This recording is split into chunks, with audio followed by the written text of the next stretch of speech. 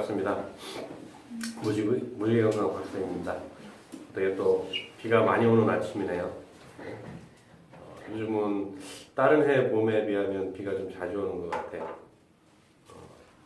항상 그 농사 지을 때쯤 되면 가물었는데 올해는 그런 일은 좀 없을 것 같아요. 반가운 소식이긴 한데 어쨌든 간에 또 이제 지난 시간에 이어서 또 다른 책이에요. 이게 원래 책 제목이 뭐냐면 암, 아토피, 알레르기, 난치병의 미네랄이 해답이다 이런 책인데 우리나라 성재호 교수님이 이제 지으신 책이에요. 이분은 이제 부산 보금신학대학 대치의학과 교수님이시고요. 그래서 이제 이런 공부를 하신 분이죠. 어쨌든 또 미네랄에 대한 건데 제가 이 책을 통해서는 뭐 암이나 아토피나 알러지에 대해서는 얘기를 안 할 거예요. 그냥 미네랄에 대해서만 얘기를 할 거고 나중에 이제 질병 쪽에 가서 뭐 암이건 암 그쪽 관련된 책을 또 이렇게 나온 것들을 풀어드릴 건데 오늘은 또 이제 미네랄에 대해서만 얘기를 할 거예요. 이 책에 이제 처음 보게 되면 되게 재밌는 얘기들이 많아요.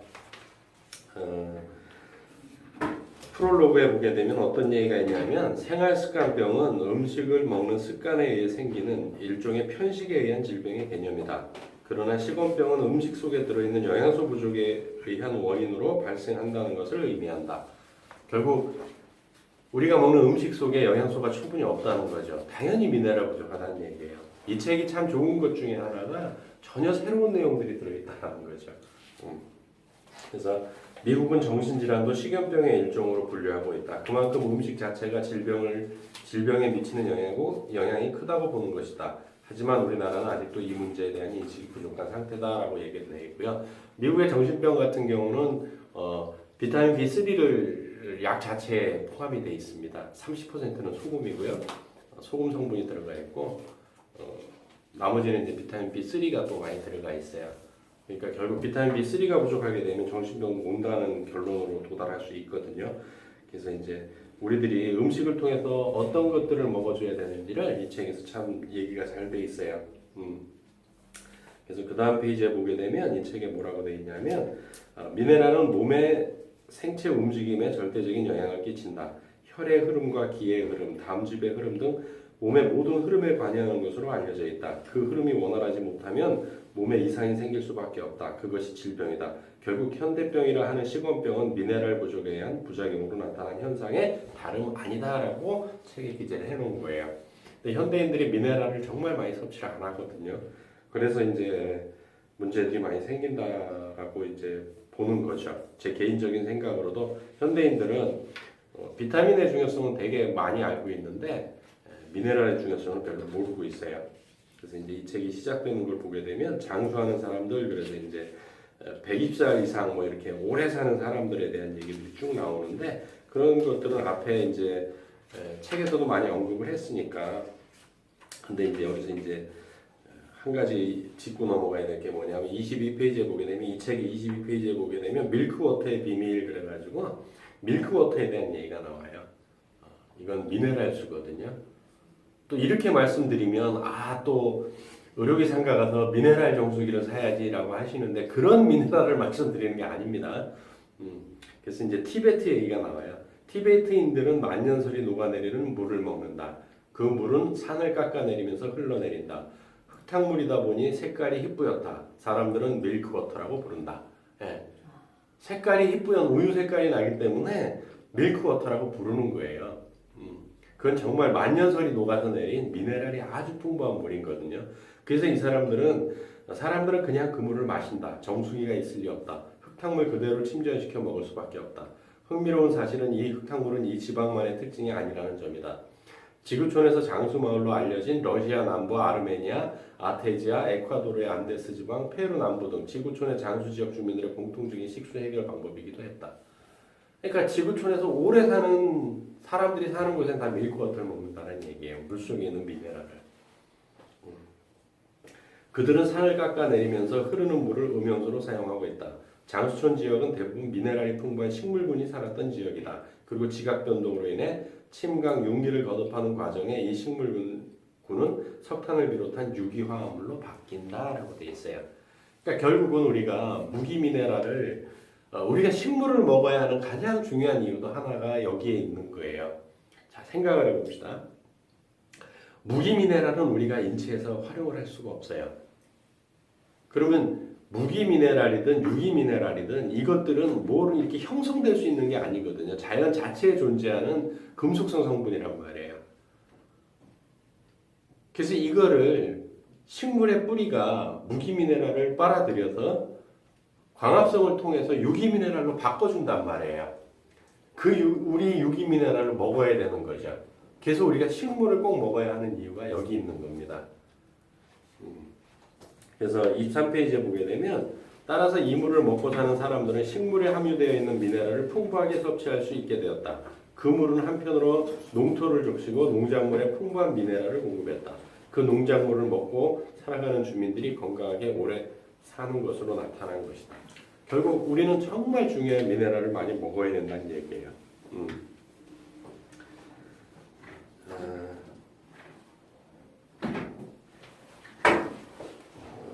이제 여기 이제 장수에 걸림돌 해가지고 나온 게 뭐냐면 장수하기 위해서는 질병에 걸리지 않는 것도 중요하지만 체질에 따라 달라지는 섭취와 흡수의 문제도 중요하다. 그러니까 이게 뭐 체질하니까 이제 뭐 이게 사상 체질이라든지 뭐 팔 체질 뭐 이런 거를 연상하시는데 그런 의미를 얘기를 하는 건 아니에요. 이 책에서는 이분은 이제 이 책에서 그 체질별로 이렇게 음식을 가려 먹어라 하는 것들을 좀 반대하시는 입장이에요. 읽어보면 왜냐하면 동물들도 그럼 체질이 다를 건데 걔네들은 그냥 먹는 거 먹고 산다. 인간도 그냥 미네랄 많이 섭취하고 비타민 많이 섭취하면 된다라고 얘기를 하시는 주의거든요. 그래서 건강을 유지하기 위해서는 잘 먹는 것이 비결일 수밖에 없다. 문제는 무엇을 먹는가에 있다. 옛날 사람들은 먹거리가 단순했다. 자연 속에서 채취하고 자연 속에서 얻어지는 것이 전부였다. 하지만 그 자연이 주는 영향은 충분했다. 토양의 영양이 풍부했고 그 토양은 순환을 통해 항상 영양이 공급되어졌던 것이다. 장수촌 존재 이유가 그 답을 주고 있다. 근데 현대인들이 더 잘 먹는 것 같죠? 절대 그렇지 않습니다. 오늘 아침 신문에도 참 어떻게 보면 반가워해야 해야 되지만 어떻게 보면 되게 답답한 얘기예요. 뭐냐면 수경 재배 도심 내에 이제 뭐 수경 빌딩을 만들어서 물도 절약하고 뭐 자원을 재활용하고 절약한다는 입장에서는 맞긴 한데 과연 식물을 땅속에 뿌리 안 받고 물로 재배하고 빛만 일정하게 비춰주고 뭐 거기에 뭐 일정한 양의 영양분을 공급한다고 해서 그 식물이 과연 우리가 하늘이 내려준 자연이 내려준 그 식물하고 비교할 수 있을까 한번 퀘스천 마크가 들더라고요. 그나마 이제 그게 괜찮은 것 중에 하나가 뭐냐면 농약을 안 친다라는 장점이 있죠. 농약을 안 친다는 또 식물과 동물을 사육하거나 재배할 때 가장 많이 들어가는 게 물인데 지금 지구에는 물 부족 국가들이 되게 많거든요. 대한민국도 대표적인 물 부족 국가거든요. 그런 면에서는 되게 반겨해야 되지만 과연 땅에 뿌리 박지 않은 식물이 얼마나 건강할까 한번 생각해보는 아침의 시간이었습니다. 하지만 단순히 영양 섭취를 한다고 그것이 건강 비결은 아니다. 아무리 많은 영양소를 섭취해도 몸에서 소화되고 흡수되지 않으면 의미가 없다. 배설되어 버리는 영양소는 있으나 마나한 것이다. 따라서 건강 비결의 흡수를 빼놓을 수 없다. 적은 영양이라도 흡수율이 높으면 그만큼 효율적이다. 많은 영양소를 먹어도 흡수율이 낮으면 영양결핍을 면할 수 없다라고 되어 있어요. 결국 무엇을 먹느냐도 중요하지만 그 먹은 것을 어떻게 우리 몸에 끌어들여서 쓸 수 있느냐가 관건이거든요. 그럼 결국 어디가 건강해야 되냐면 소장이 건강을 해야 돼요. 소장의 육모에서 우리가 다 흡수를 하기 때문에 육모가 소장이 건강해야 되는데 현대인들의 소장이 건강하지 않은 사람들이 되게 많아요. 저도 이제 한의학적 체질로 나누면 소장이 약한 편인데 어쨌든 간에 좀 문제가 생기면 소장 쪽에 약간 문제가 생겨요. 그럼 흡수율이 떨어지죠. 그럼 미네랄과 비타민들이 흡수가 안 되니까 어떤 현상이 일어나요? 탄단지, 대량 영양소들이 분해가 안 되고 차이는 거죠. 그래서 살이 잘 찔 수도 있는 거고요. 하여간 재밌어요. 근데 이제 그러면 잘 흡수시키려면 어떤 방법이 있느냐 하면 튼튼한 위가 필요하고 간과 쓸개, 소장과 대장의 기능이 좋아야 한다. 모든 영양소를 제대로 흡수하기 위해서는 내장 기능 모두가 좋아야 한다. 한 곳이라도 기능이 정상적이지 못하면 영양소의 흡수는 불균형을 이룰 수밖에 없다. 그러면 이 장기들이 튼튼하려면 이 교수님이 하는 얘기는 뭐냐면 열이 있어야 된다는 거예요. 몸이 따뜻해야 된다는 거예요. 열이 있음으로 해서 장기가 제 기능을 발휘할 수 있다. 사람은 나이 들수록 상대적으로 체온이 낮아지는 경우가 많다. 그래서 나이 먹을수록 병이 많이 생기는 이유 중에 하나가 그런 거예요. 대사가 안 일어나니까. 근데 현대인들은 어떨까요? 체온이 높을까요? 낮을까요? 낮아요. 특히 젊은 친구들은 되게 체온이 낮고요. 젊은 여성들은 더 낮아요. 왜 그럴까요? 뭐 한여름이든 한겨울이든 아가 대세고 아이스 아메리카노가 대세고 또 이제 요즘 이렇게 많이 덥지도 않은데 벌써부터 이게 노출이 굉장히 심하잖아요. 한여름엔 더 심하겠죠. 그러다 보니까 체온이 계속 떨어져요.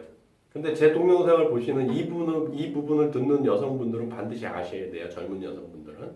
배꼽 티 내놓죠. 그럼 우리 몸은 항상성을 지키기 위해서 체온을 유지하기 위해서 체온이 낮은 부위, 노출된 부위에 지방이 몰립니다. 고기만 볼록 튀어나올 수 있어요. 그러니까 가능하면 옷을 다 갖춰 입으시는 것이 서로에게 좋습니다. 네. 체온이 내려가면 장기 기능이 약화되고 장기의 약화는 영양 흡수율을 떨어뜨려 결국은 영양결핍으로 이어지는 것이다. 어떠세요? 몸은 따뜻해야 살아요. 그래서 아까도 말씀드리면 27페이지에 보면 어떤 얘기가 있냐면 꼭 체질에 맞도록 먹거리를 강조하는 것은 좋은 처방이 아니다. 왜냐하면 우선은 식습관에 의해 음식이 제철에 맞을지는 몰라도 궁극적으로 편식을 하는 것이기 때문이다. 그러니까 골고루 먹어야 된다는 얘기예요. 노상제 강조하지 않습니까? 골고루 먹어야 된다고. 근데 나는 어떤 체질이니까 어떤 음식이 내 몸에 맞아 해서 그것만 먹으면 결국 편식을 하는 거예요. 골고루 드셔야 되는 거예요. 야채도 먹어야 하지만 풀을 먹는 동물의 고기를 먹어야 한다. 그 모든 것은 우리 인류에게 부여된 자연의 혜택이다. 만약에 체질이 그렇다고 특정 음식만을 먹다 보면 다양한 영양소의 섭취는 기대할 수가 없다. 우리가 필요로 하는 영양소는 12가지의 필수 아미노산, 3가지의 필수 지방산, 탄수화물, 16가지의 비타민과 60여 가지의 미네랄이 해당된다. 매일 이 음식을 골고루 먹어야 건강을 유지할 수가 있는 것이다. 특히 미네랄 굉장히 중요하다는 거예요. 왜 그럴까요? 이 책에도 나오는데 어떤 얘기냐면 비타민이 제대로 작동하려면 미네랄이 없으면 안 돼요. 비타민이 작동하는 키가 미네랄이에요. 근데 대표적인 걸로 칼슘의 중요성은 되게 많이 하는데 마그네슘의 중요성은 잘 모르죠. 이 책에서도 마그네슘의 중요성을 되게 많이 얘기를 하거든요. 지난 시간에도 말씀드렸지만 그래서 시금치가 김밥에서 빠진 이유 중에 하나가 미네랄이 부족해서 빨리 쉬기 때문에 그렇다라는 거예요. 그러니까 오늘날 식탁에는 단백질과 지방, 탄수화물 그리고 비타민은 넘친다. 하지만 아무리 많이 섭취해도 미네랄이 부족하면 영양소가 우리 몸에 흡수되는 과정에서 문제가 있다는 점을 지적하고 있다. 미의회 문서예요. 지난 시간에도 배웠는데 봤잖아요. 근데 여기 이 책에 또 그 문서가 또 실려 있어요. 그러니까 그게 뭐 미국에서는 이미 다 연구가 됐다는 얘기잖아요. 그 64호인가? 뭐 그게 또 실려 있어요. 문제는 오늘날 식품에는 들어있어야 하는 미네랄이 부족한 채 재배되어진다는 사실이다. 무기농법으로 인해 식품에 들어가야 할 미네랄이 고갈된 농토가 문제인 셈이다. 좀 전에 말씀드렸던 수경재배도 마찬가지라는 거예요. 땅속에서 미네랄을 흡수해줘야 되거든요. 금속 성분이니까. 이온화된 금속이 미네랄이니까. 근데 이게 수경재배로 얼마큼 넣을 수 있냐는 거죠. 강제적이라기보다는 뭐 인공적인 미네랄을 넣어준다고 해서 그게 과연 얼마나 정말 토양 속에 있는, 뭐 토양 자체에도 미네랄이 없긴 하지만 그런 게 과연 얼마나 영양가 있는 식물들이 될까. 단지 아까도 말씀드렸지만 농약을 안 친 거를 긍정적으로 본다면 굉장히 반길만한 일이긴 하지만요. 또 우리가 이제 불면증에 시달리는 분들이 되게 많잖아요. 또 재밌는 얘기가 있는데 여성들이 오래 사는 이유 중에 하나가 여성들이 잘 울기 때문에 그런데요. 조금만 마음이 상해도 울고 너무 좋아도 운다. 드라마 보면서도 우는 것은 예사다. 남의 신세가 자기 신세로 비치기 때문이다. 대리만족에 울고 웃는다. 많이 웃는 것도 중요하지만 우는 것도 굉장히 중요한 거예요. 울음의 효과는 어떤 게 있는지 아세요? 부모님이 돌아가시면 막 울잖아요. 그러면서 정화가 되는 거예요. 카타르시스가 생겨서 정화가 되거든요. 근데 이제 또 재밌는 것 중에 하나가 많이 우스라는 얘기도 있는데 이제 우리 현대인들이 미네랄 부족으로 인해서 잠을 못 자는 것도 있는데 산소 부족 때문에 숙면을 못 취하는 경우가 되게 많답니다. 그래서 밀폐된 주거 환경 때문에 숙면을 취하지 못하는 게 되게 많대요. 그렇게 돌이켜서 생각해 보면 저희 어릴 때는 어떤 집이나 위풍이라는 게 있었거든요. 그래서 항상 순환이 일어나서 뭐 불면이고 이런 게 별로 없었던 것 같아요. 근데 현대 집안은 밀폐가 너무 잘 돼가지고 공기 흐름이 없다 보니까 이게 또 이 산소 흐름이 없어서 숙면을 못 취하는 케이스도 있다고 이 책에서는 돼 있네요. 그래서 이제 노지마 박사라고 일본에 꽤나 유명한 박사님이 계시는데 이분도 이제 의사신데 미네랄의 역습이라는 책을 지으신 저자예요. 그 책에 이제 보면 이 땅의 생물 중에 유일하게 사람만이 온갖 항생제를 비롯해서 약물을 통해 생명을 연장하려고 할 뿐이지 동물들은 스스로 질병을 극복하고 생존해 간다. 지금 존재하고 있는 모든 생물은 자신 속에 자기 치유력이 갖춰져 있고 그렇기 때문에 병에 걸렸어도 자신의 힘으로 낫는 것이 가능하다. 뭘로요? 미네랄로. 미네랄과 비타민으로 나을 수 있다는 거죠. 그러니까 원인을 알 수 없는 질병이란 과연 존재하는 것일까? 이런 이제 퀘스천 마크를 했는데 원인 없는 결과는 있을 수 없다. 질병도 그 원인은 있고 그 원인을 찾아야 치료할 수 있다. 그래서 이제 식습관을 바꾸고 영양을 풍부하게 섭취해 면역력을 높이면 되는 일이다라고 얘기를 하고 있어요. 그 중에서도 뭐를 많이 먹어야 된다고요? 미네랄 섭취를 늘려야 된다는 얘기예요. 뭐 방황하는 현대의학 뭐 이런 얘기가 나와 있는데 이건 뭐 언급할 건 아닌 것 같고요.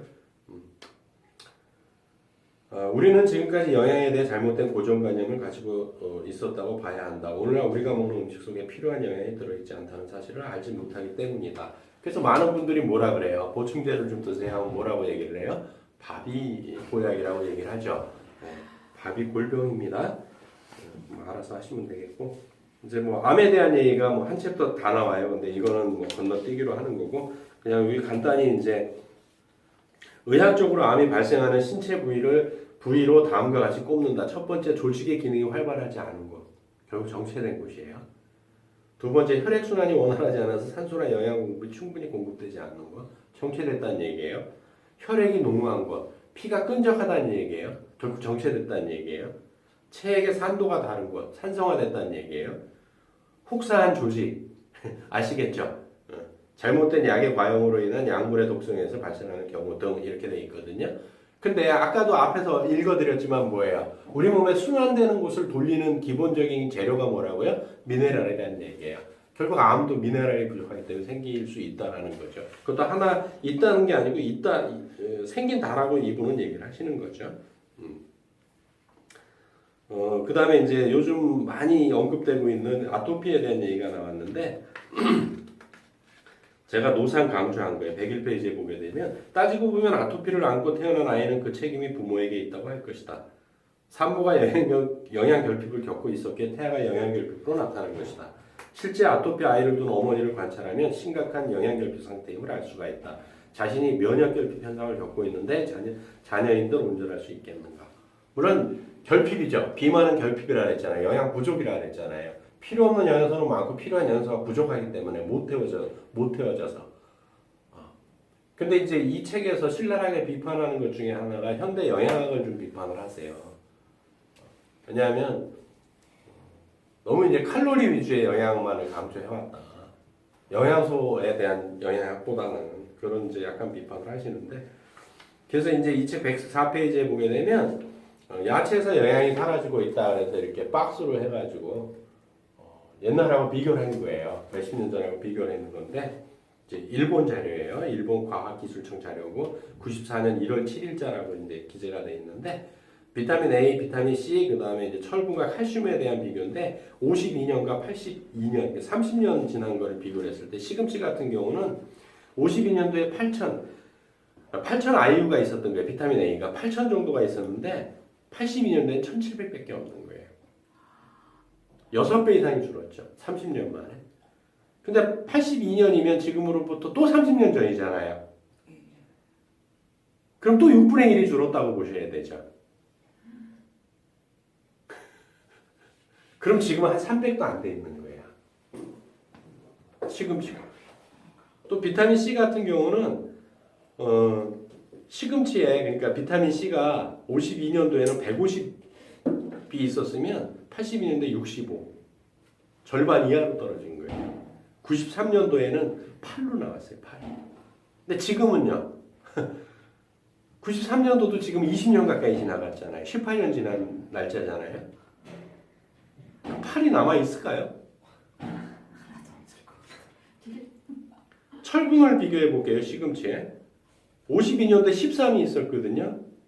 82년도에 3.7이었어요. 93년도에 0.7로 떨어졌거든요. 시금치는 철분의 대표적인 식품이었죠. 그래서 뽀빠이가 휙 먹는 게 시금치였잖아요.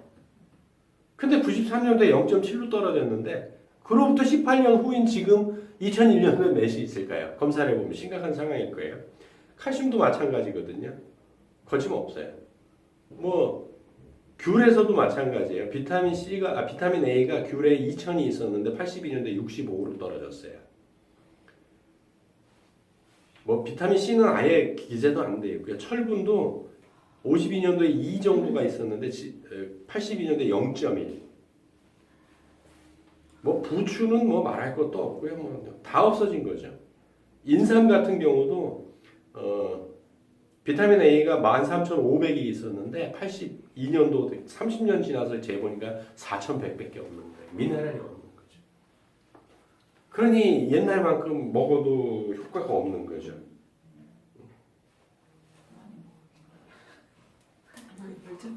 그래서 되게 슬픈 얘기들이 많아요. 이제 이 미네랄에 대한 걸 보게 되면.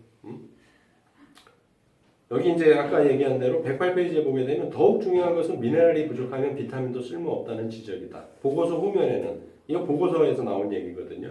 미국 상원의회에서 36년도 하나에서 그러니까 264억 그때 본 그 자료 거기에서 보면 더욱 중요한 것은 미네랄이 부족하면 비타민도 쓸모없다는 지적이다. 보고서 후편에 이렇게 언급하고 있다. 비타민이 신체의 미네랄을 조절한다는 것과 미네랄의 결핍 상태에서는 비타민도 제 기능을 다하지 못한다는 것은 일반적으로 잘 모르고 있다. 비타민이 부족할 때 신체는 미네랄을 사용할 수 있지만 미네랄이 부족하게 되면 비타민은 쓸모없게 된다라고 미 의회 보고서에 올라간 얘기예요. 그러니까 우리가 마그네슘은 섭취 안 하면서 칼슘만 드립다 먹는다고 해서 몸이 뼈가 튼튼해진다? 네버 그런 일은 없다는 거죠. 미네랄의 중요성을 조금 더 인지를 하셔야 된다는 거예요. 그래서 이제 아까도 말씀드렸지만 이 책 121페이지에 보게 되면 영양자들도 무지하기는 마찬가지다. 그래서 칼로리 영양만만 드립다 했지 그 안에 있는 영양소, 특히 미네랄에 대해서는 너무 둔감했다라는 비판들이 여기 쭉 있어요. 그래서 필요한 미네랄을 공급받지 못하면 식물이든 동물이든 병들 수밖에 없다라고 되어 있거든요. 그럼 인간은 뭐 인간이기 때문에 동물이 아닌가요? 그런 건 아니거든요. 그래서 우리도 미네랄을 굉장히 좀 많이 섭취를 해야 되고 123페이지에 보게 되면 비료는 생명력과 상관이 없다. 우리 질소 비료 때문에 땅이 척박해졌잖아요. 미네랄도 많이 고갈되고 물론 산성비도 있고 뭐 여러 가지 이유가 복합적이긴 한데 한 가지만의 이유를 가지고 따질 수는 없지만 우리가 질소 비료를 너무 많이 줬기 때문에 땅이 황폐해지고 땅이 딱딱해졌거든요. 그래서 비료는 생명력과 전혀 관계 없는 거죠. 그럼 뭐하고 관계 있을까요? 그냥 식물을 크게 키우는 데에만 초점이 맞춰 있는 거죠. 아주 슬픈 얘기예요. 이 책 읽어보면. 그래서 인류 문명은 미네랄과 불가분의 관계가 있다. 왜 그럴까요? 문명이 발생한 지역을 보게 되면 전부 어디예요? 강을 끼고 있거든요. 특히 나일강 하류는 항상 뭐라 그랬어요? 강이 범람을 해서 미네랄이 풍부한 옥토가 됐죠. 그래서 밀이 그렇게 잘 자랐던 거거든요. 황하강을 끼고 중국의 문명이 발달했고 나일강을 끼고 이집트 문명이 발달했고 티그리스 유프라테스 강을 끼고 메소포타미아 문명이 발달했다. 인도의 문명 역시 인도사 겐지스강의 영향이라고 본다. 그걸 뭐라고 해요? 결국 강이 범람할 때 물속에 있는 미네랄들이 토양으로 다시 유입이 되는 거죠. 그래서 삼각주라고 배웠죠. 학교 다닐 때 우리가 지리 시간에 국토 지리 시간에 사회과 부도였나 뭐 그 오래돼서 과목도 잘 생각이 안 나는데 거기에 보면은 삼각주 연안. 그래서 강하류에는 범람이 넘쳐서 항상 땅이 비옥해서 식물들이 잘 자란다 그랬죠. 뭐 때문에? 미네랄 때문에. 그래서 이분은 되게 재밌는 분이에요. 여기 130페이지에 보게 되면 무기질은 생성되는 물질이 아니다. 단지 자연 속에 존재하는 원소일 뿐이다. 이 성분이 고갈되면서 작물이 필요로 하는 영양소가 사라졌다. 결과적으로 무기농법이 농토의 영양소를 고갈시켰고 영양소가 사라진 식품과 채소, 과일을 먹고 살아가는 현대인은 질병의 굴레에서 고통받게 된 것이다. 오늘날 인간을 위협하는 질병, 소위 식원병이 창궐하게 된 이유는 바로 이 창조 원리를 거역함으로써 시작되었다고 할 수 있는 것이다. 하루속히 창조의 원리를 회복해야 된다라고 되어 있으면서 창세기의 토양과 관련된 기록, 그래서 129장 이렇게 돼 있어요. 하나님이 가라사대 내가 온 지면에 씨 맺는 모든 채소와 씨 가진 열매 맺는 모든 나무를 너희에게 주노니 너희 식물이 되리라라고. 그래서 땅에서 자라는 식물을 먹으라고 성경에도 기록돼 있어요. 또 2장 7절, 1장 29절이구나. 아까 얘기한 게. 그 다음에 2장 7절 말씀에 보면 여호와 하나님이 흙으로 사람을 지으시고 생기를 그 코에 불어넣으시니 사람이 생명이 된지라라고 돼 있거든요. 결국 흙이란 말이에요. 흙 속에 뭐가 있다고요? 미네랄이 있다는 얘기죠. 2장 19절도 여호와 하나님이 흙으로 각종 들짐승과 공중의 각종 새를 지으시고 결국 그것도 창조론 쪽에서 보게 되면 흙으로 다 만드셨다는 거죠. 흙이라는 거죠. 그래서 인간도 죽으면 어디로 간다고요? 흙으로 간다고 하죠.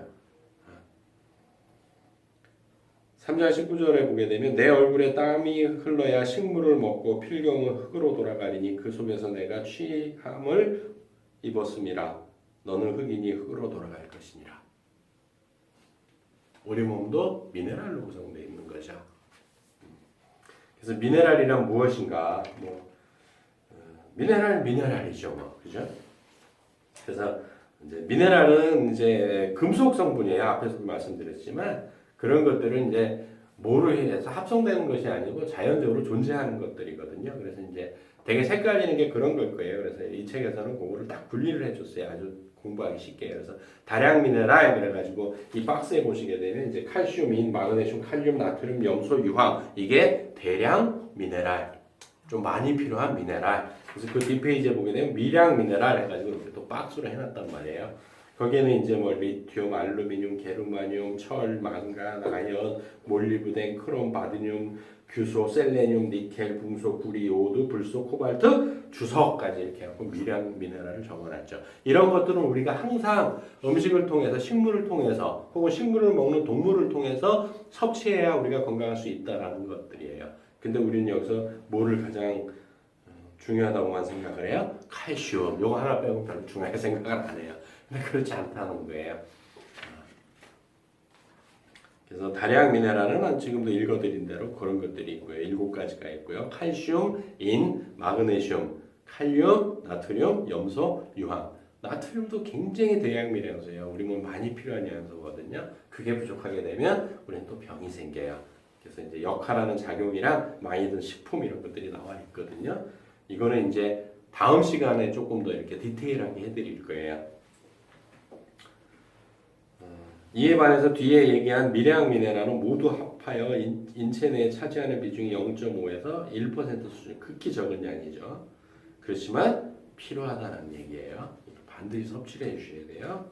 그래서 체질에 따라 이것만 드세요, 저것만 드세요. 별로 어울리지 않아요. 골고루 다 드세요.